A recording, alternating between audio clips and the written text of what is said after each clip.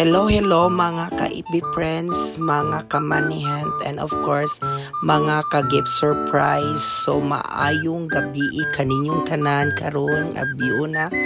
So, di anak ko karon sa Patimakay atong suportahan ang atong higala nga si Paksiw kay usa siya sa candidate sa nagdahom sa Patima. So, di anak ko karon guys. So, fresh from the ocean po ko aning dapita bagong ligo kay lain pug singot bahot ang singot diri no aran daghan nagtawo o nag-aabot na guys kay excited na sa nagdahom sa Patima kay daghag mga bayot nga mga gwapa nga nagkanilaing nganing apil diring dapita kay excited pod silang mutan-aw. Yes, kay gustong makaghimamat unya di ana pod diri ang mga taga Tapon with love kay ila pong suportahan ang ilang kinagwapahang kandidata gikan sa Tapon nga si Marky.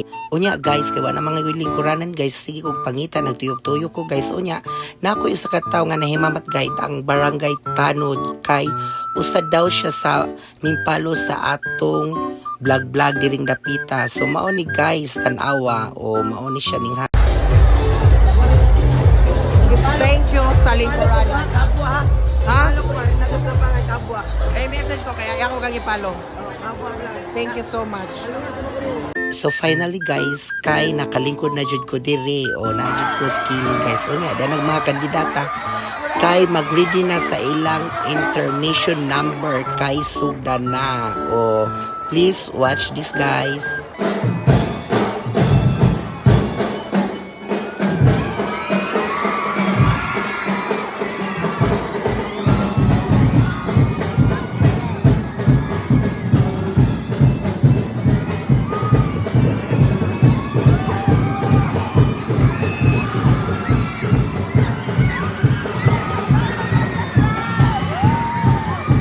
Nara guys, o si Paksiw nice kaayong lawas, murag 16 years old.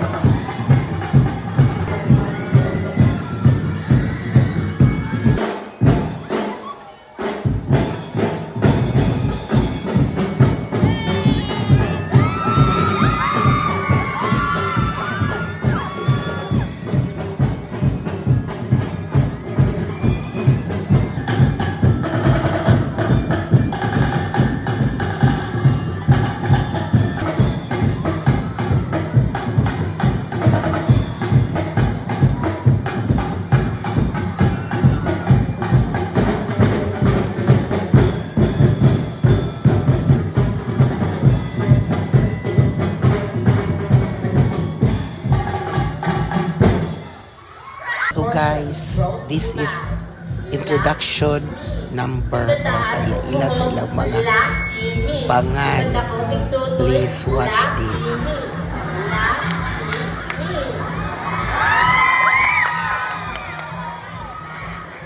Maayong gabi, barangay Fatima!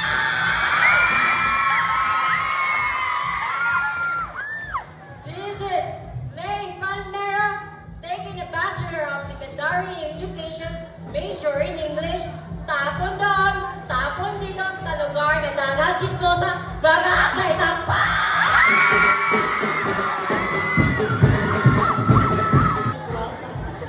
Sexy, kung sa CR, magtindong mangihig. Maadong gabi Fatima ay ang pinafort ni Hias.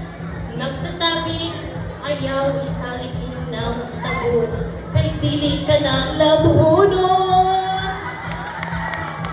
All the way from Talibon. Halimaw sa banga, iling sa bintana. Ang tang mga lata, hindi matata, super balitanin, tuta. Good evening everyone, my name is Queen Maria Maresli, 21 years old. Your Queen of Tagbilaran 2024. And the most natural of all the candidates. Walay retoke, walay injection, walay silicone. Because no money.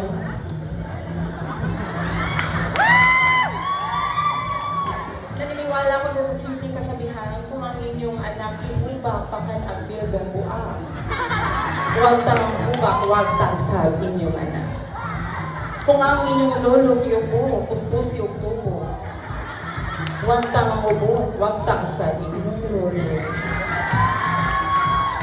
Ang nanay ko ay mangkukulang, ang tatay ko ay mambabarang. Kung ayaw nyo mabarang at makulang, gawin nating patas ang laban. Once again, I am Kate Maria Verastini, representing Barangay Fatima. Good evening, everyone. Barangay Fatima! By the way, my name is Jumana Kutsura at kay Ivan Alaw ng Fatima Barangay! Huwag kang umibig sa isang pag-ibig na hindi inibig ang iyong pag-ibig. Dahil gusto at naranasan. Kaya huwag kayo nagpunti. Okay? Love ya! May mulatag na relasyon kung buti pa ang mga gamit.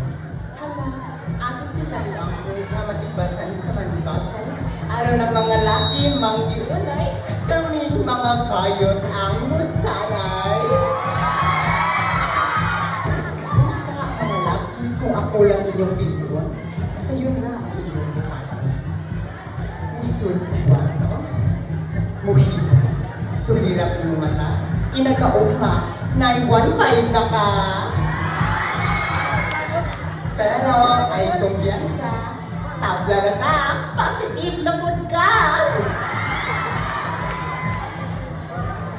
Restless Queen, ang venomous Dilaw Obstro, 22, nagikan sa sabi mapitan, ang badge na puti o kunot, ang laki nga puti o igot-igot, aduna sa tomboy nga puti o bugan, aniya sa iyong atubangan ang bayan sa kagikan, fresh from Barangay Kamamugan!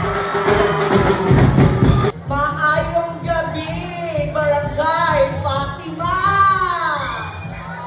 Ako ang Paul Sikat Video, Andi Pakpak Patay. Anxious lang. Tonight is a celebration of equality, diversity, and humanity. The woman standing in front of you is a Berkeley College student of Taliban Polytechnic College, taking a Bachelor of Arts in English language. And tonight, since we are in this competition, at bago ko nilisanin ang panibalak na ito, may hahabilin ko muna ako sa inyong kasabihan. Kung si Jose Rizal pinugutan ng ulo at nilagay sa piso, kami namang mga bakla, bigay piso, subo ulo.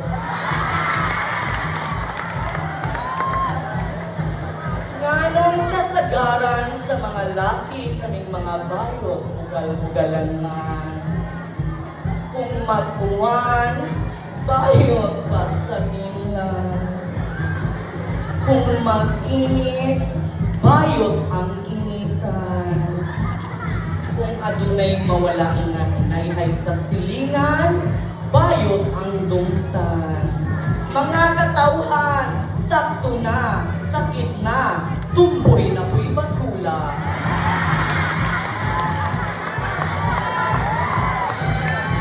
Ingon ang akong amiga, kung si candidate number 4 mamatay, musaka daw siya sa langit, kay himuon ang hell. Apan kung akong amiga nga si candidate number 3 ang mamatay, musaka gihapon sa langit, kay himuon o kwak ni.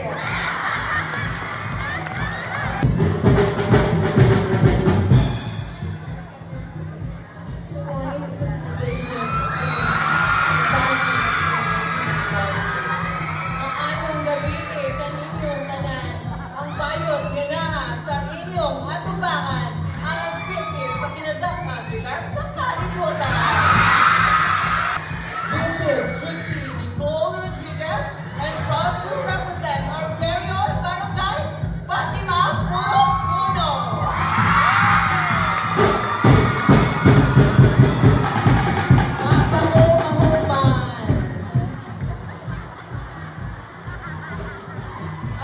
Bago ko lisanin ang apat na sulok ng pagdalo ito, nais ko muna mag-iwan ng isang kataga.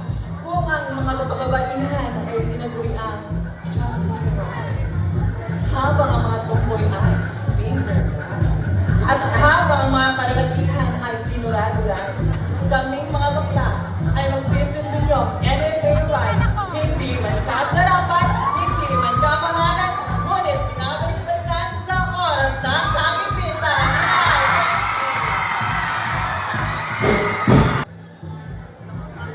Like a rainbow after the storm, high after winter, the beauty shines after struggles. Good evening, beautiful people. I am Kendall Victoria Wilson, 22, all the way from my lovely barangay, Bayan. Oh, naraha si Paksiw na na guys. Oh, candidate number 10. Oh, lamig lawas pang Victoria's Secret aglawas. Oh, kapay-kapay tanaw. Oh, tanawa. Oh, grabe. Oh, tanawa.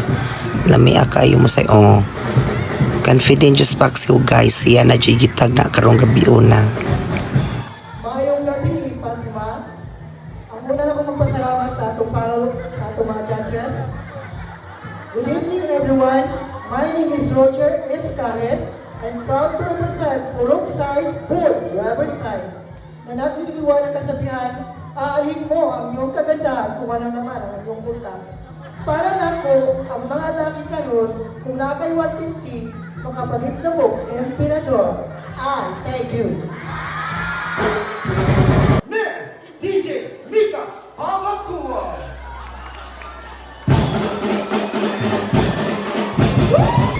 So this is swimsuit round.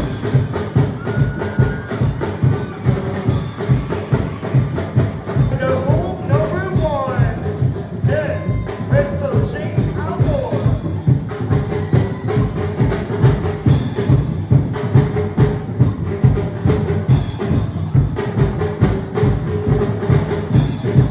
At the home number 2 is Lady Monero.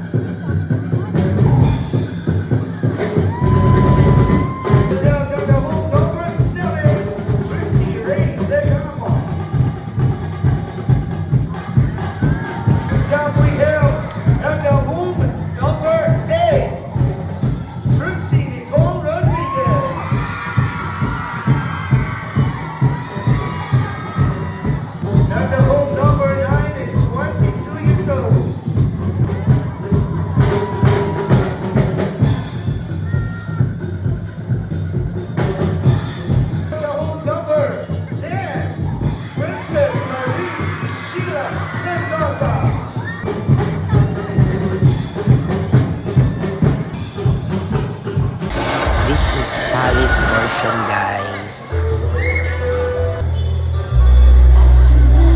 Ang nasa tuktok, di mapilisan mo, bisan ang takbo. Number 10!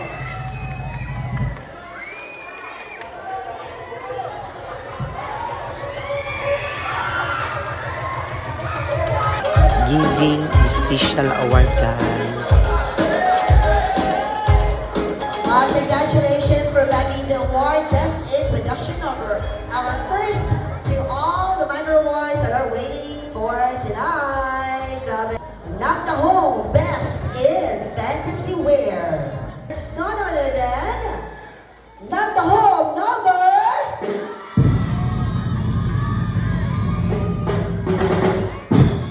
3.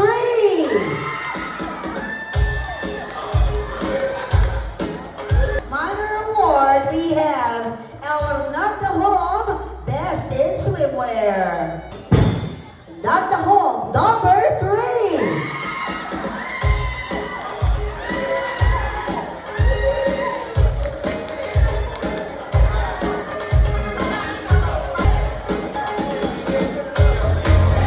An interview is none other than Not the Home number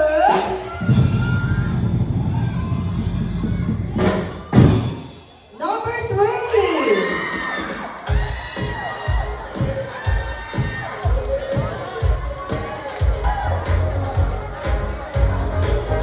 Home Best in Talent goes to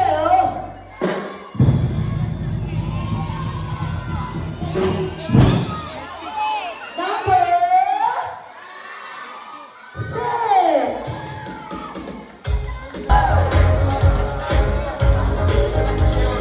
Okay, number 3. Robert. For Miss Ultra Craze is none other than Not the Home number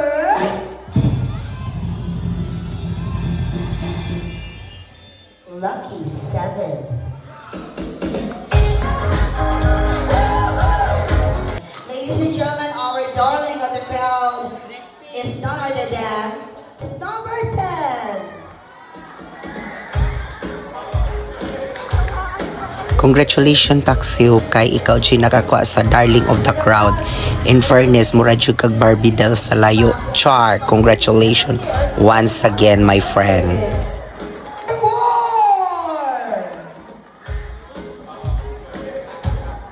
Andrea Brillantes. Gusto niya ako mga anak. People behind all this epic success. So this is talent portion, guys. Interview portion. For the LGBTQIA+ community, what would it be and why? Change the law in the Philippines, it will be discrimination. Because discrimination is always within us. And through discrimination, we can build a harmony as well. Thank you. Yes, okay. Thank you so much. Not the home number 1. And now your question is, beauty is enough. So what is your stand or opinion about it? For me, beauty is not enough. Because you know what? The true beauty is a kindness, authenticity, and confidence that shine from within. And do you know that beauty is inspiring others and leave impact to the world. That's what we all think.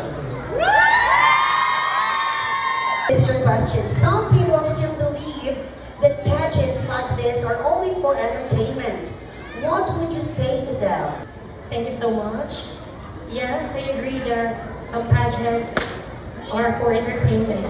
But on the other hand, it's not only for entertainment alone. It's also for empowering others, empowering the people around. We are here showcasing our skills, our talent, our advocacies, our intelligence. And I think that is enough to say that it's not about entertainment alone. It is also for empowering others. Thank you. Okay, so your question is, if you're given the chance to speak in front of the president, what message would you give about equality? I really believe that that's really important question as a part of LGBT. As a part of LGBT, who are representing or just advocating sociology and human empowerment, especially the young generation for LGBT, I am promoting proper decorum, and yes, that's why I keep joining pageants. So if I have a chance to talk to the president, I think for equality, I think it's not for our president. It's the people who are part of LGBTQIA plus community. That's because president can just only help us to build establishment or whatever, just to help us, or maybe just put like a comfort room for us for equality. But my message is not for the president, I think, because I think it's more important that we, who are the part of LGBT, we need to respect ourselves. That is properly for. This is a proper behavior of human being. Like, in otherwise, you cannot be an inspiration to all if you yourself cannot respect yourself. Thank you so much.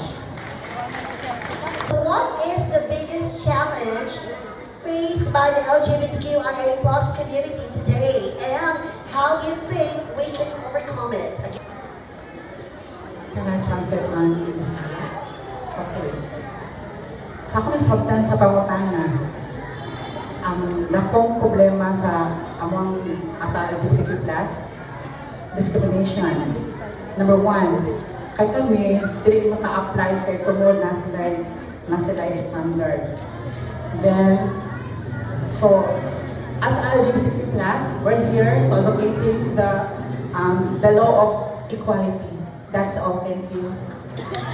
Some says beauty queens should always be intelligent. Others says, okay, so ikay mo sumpay ha. Some says beauty queens should always be intelligent. Some says beautiful must be intelligent. Why? Because you know what? A beauty queen should have empowerment or to uplift everyone. So that why beauty queen should have intelligence? Because through intelligence we can open mind. We can turn it into insight, because you know what? A beauty queen is not just all about beauty. It's what should be have in intelligence. Because beauty is just appearance, but the real intelligence is to raise your purpose while you're turning this kind of beauty pageant is to look forward for our society. Thank you. the question is, do you believe beauty pageants like this help in promoting acceptance and equality? Why or why not? Again, do you believe beauty pageants like this help in promoting acceptance and equality? Why or why not? Good evening, ladies and gentlemen. I always believe that this kind of beauty pageant is always promoting equality, because as we all know that, we are a member of the LGBTQIA+. And as we all know that being a member of the LGBTQIA+, it's not so easy living in our society. It is because we are facing prejudice, judgment, and discrimination. It is because of our gender identity. That's why there is a pageant like this, because we are visible and we are here to promote our advocacies, our platform. And I always believe that I am here because we are not just only an LGBTQIA+, but we are an LGBTQIA+ with a purpose. And that purpose is to be an inspiration to everyone and to be the voice of the voiceless.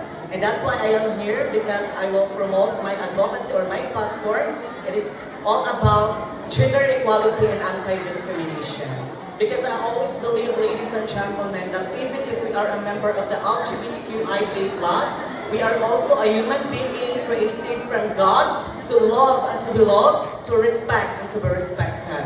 Because after all, we are all sisters and brothers, drinking with the same water, breathing with the same air, where love is universal. Thank you.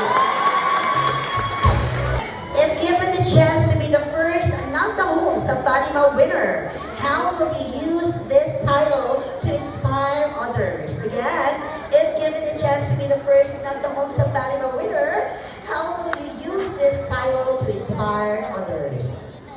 Thank you for the wonderful question. If I given a chance to win the title for the first ever Nantahong sa Fatima, I will use my voice to influence other people and to share my stories.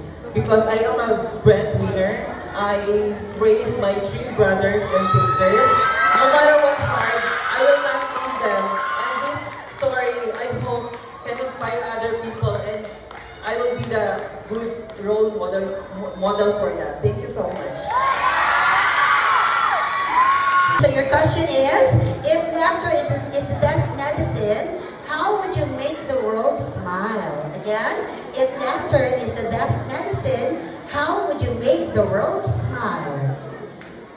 Well, ladies and gentlemen, let us not be biased for this answer. But showing this in front of you is not the easier. And me myself, I've been through a lot. And I myself motivate always. And I want to show you that as a member of LGBTQIA+ community is not a hindrance. No matter what your gender is, show you who you are and believe who you are. And that's the best thing that you have to do, no matter what happens. Thank you so much.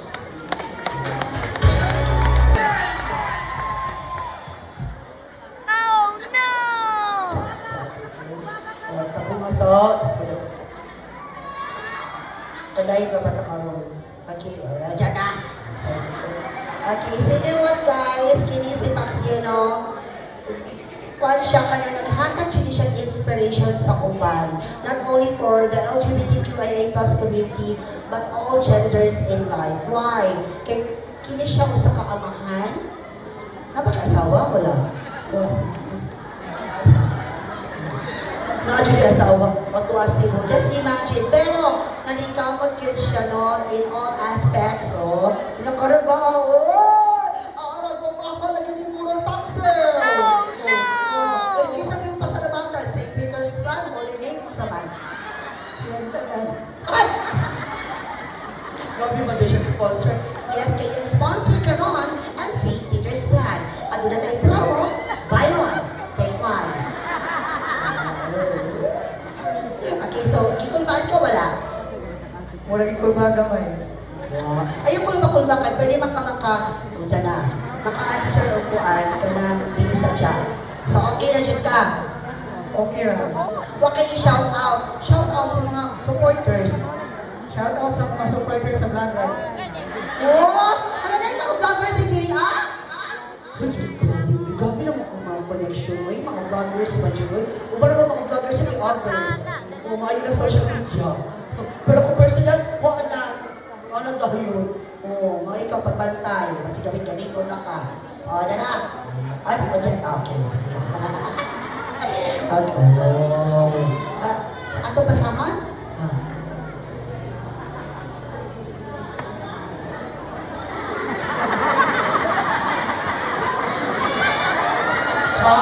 Grabe mo? Grabe dyan si Paxi ka na. Nandiyo siya reading comprehension. Nabay ba niya niya? Sakit. Emotions pa dyan, uy. Wow. Kisa may mo teacher sa una nga, di mo kalimtan. Baka nagpatay na si Jam. Kisa man? Si Ma'am Mendes. Ano si Ma'am Mendes man? Ano sa magi? Uy, sa mga ni Ma'am Mendes. May siya matulog sa mga pupil. Wow. Kaya pagkakakali mo ang Mendes mong ikaw, uy. Ikaw, kisa man ang Mendes. Si Panawagan, kung kisa to nakailan ni Mrs. Mendes, kung kisa man dahil itong first day, palihog ko. Atong i-shout out. Okay, maninig. If you could speak to the younger generation struggling with their identity, what message would you give to them? Again, if you could speak to the younger generation struggling with their identity, what message would you give to them? thank you for the wonderful question. Para na ako, ay kahatag na ako sa new generation nga party sa LGBTQ+. Tagaan ninyo ang inyong kagalingon sa maayong gawin, maayong pagkinabuhi. O para na ako, akong i-share ang akong pagkabuutan, pagkakugihan nga part sa LGBTQ+, daghang salamat. Naman na to, kasi dapat kayo inugaw. More to, thank you. Sure ba? Gusto mo dyan ba? More to, thank you. Baka mo dyan to ba? Sige na ba? More to, thank you. Announcing winners. And for the winner for the first